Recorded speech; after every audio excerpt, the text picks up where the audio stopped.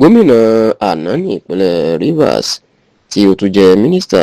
ọ̀rọ̀ ìlú Àbújá lásìkò yìí Nyesom Wike ó mà ti tú àṣírí nípa atọ́nà Oòduà ìyún gbajúgbajà àgbà olóṣèlú tó jẹ́ olóyè ńlá nínú ẹgbẹ́ òṣèlú People's Democratic Party PDP pàápàá ní ìpínlẹ̀ Èkó olóyè Bode George tí Nyesom Wike tó sì jẹ́ kó di mọ̀ pé bí wọ́n bá ń sọ̀rọ̀ nípa àwọn gbajúgbajà olóṣèlú tó jẹ́ oníjẹgúdújẹrá ní Nàìjíríà olókè tí ń tẹ́ lórúkọ Bode George yóò wà o àti pé ẹnu ẹ̀ kò gba ọ̀rọ̀ láti máa pe èèyàn ní oníjẹgúdújẹrá tàbí láti máa sọ àwọn ọ̀rọ̀ sí àwọn olóṣèlú lórí tí wọ́n bá ń pè ní jẹgúdújẹrá. Ní ọjọ́ Ajé tí í ṣe ọjọ́ Monday ọ̀sẹ̀ tá a wà nínú ẹ̀ yìí tí Nyesom Wike tó ń ṣe ìpàdé pẹ̀lú àwọn oníròyìn ni ó máa ju bọ́ǹbù ọ̀rọ̀ lu olóyè Bode George ṣe tẹ́lẹ̀ kí ètò ìdìbò ààrẹ ọdún 2023 kó tó wáyé. Wike àti Bode George wọ́n ní àjọṣepọ̀ dáadáa tí wọ́n jọ ń ṣe ìpàdé nítorí pé gbogbo wọn jọ dìtẹ̀ mọ́ olùdíje fún ipò ààrẹ lábẹ́ ẹgbẹ́ òṣèlú PDP lọ́dún náà lọ́hùn-ún ìyẹn Alhaji Atiku Abubakar ni ṣùgbọ́n láti bí ọdún 2-3 sẹ́yìn tírélà ti gba àárín Bode George àti Wike báyìí o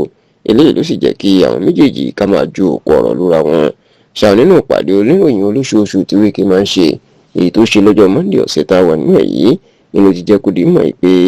ẹnu Bode George kò tọrọ bó ṣe máa ń sọ̀rọ̀ sóhun àti àwọn ọ̀rọ̀ tó máa ń dá sí pàápàá nínú rògbòdìyàn ẹgbẹ́ òṣèlú PDP òun nítorí pé bàbá ń lọ oníjẹgúdújẹrá ni bàbá náà ó ní bàbá ẹni 80 ọdún náà 80 years ó ní kí wọ́n lọ bí léèrè pé ilé ẹ̀ tó ń gbé ní Maitama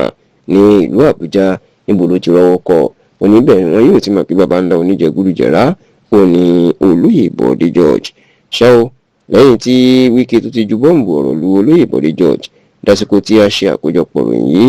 ẹni bàbá náà ni ò tí ì fún un lésì. nínú ìpàdé oníròyìn tí Wike ṣe náà ló tún ti sọ̀rọ̀ lórí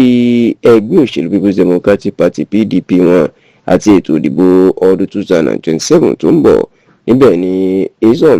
Wike ló ti jẹ́ kó di mímọ̀ wípé àwọn ò ní olùdíje fún ipò ààrẹ ní ọdún tó ń bọ̀ ó láṣìírí tó sì wà lẹ́yìn eléyìí ni wípé àwọn mọ̀ pé ẹgbẹ́ òṣèlú PDP ò tí ì fẹsẹ̀ múlẹ̀ kò sì lè jáwé olúborí nínú ètò ìdìbò ààrẹ ọdún tó ń bọ̀ ó ní ìdí èyí ni òun ò fi ṣe àtìlẹ́yìn fún olùdíje kankan nínú ẹgbẹ́ òṣèlú PDP fún ipò ààrẹ tó sì ní ààrẹ Bọ́lá Ahmed Tinubu ìlànà ń bá lọ ní ọdún tí ó ń bọ̀. Wike wá jẹ́ kó di mọ̀ pé pẹ̀lú báwọn òṣè ní olùdíje ààrẹ tó jẹ́ pé Tinubu làwọn fẹ́ ṣàtìlẹ́yìn fún ó ní àfojúsùn àwọn àti táwọn fẹ́ ṣe èyí tó ń bọ̀ ní láti rí àwọn ìpínlẹ̀ kankan gbà èèyàn káwọn jẹ́ olúborí fún ipò gómìnà láwọn ìpínlẹ̀ kan àti àwọn ipò aṣòfin tó sì ní eléyìí àwọn yóò fi gbáradì láti ní olùdíje gidi lọ́dún 2031.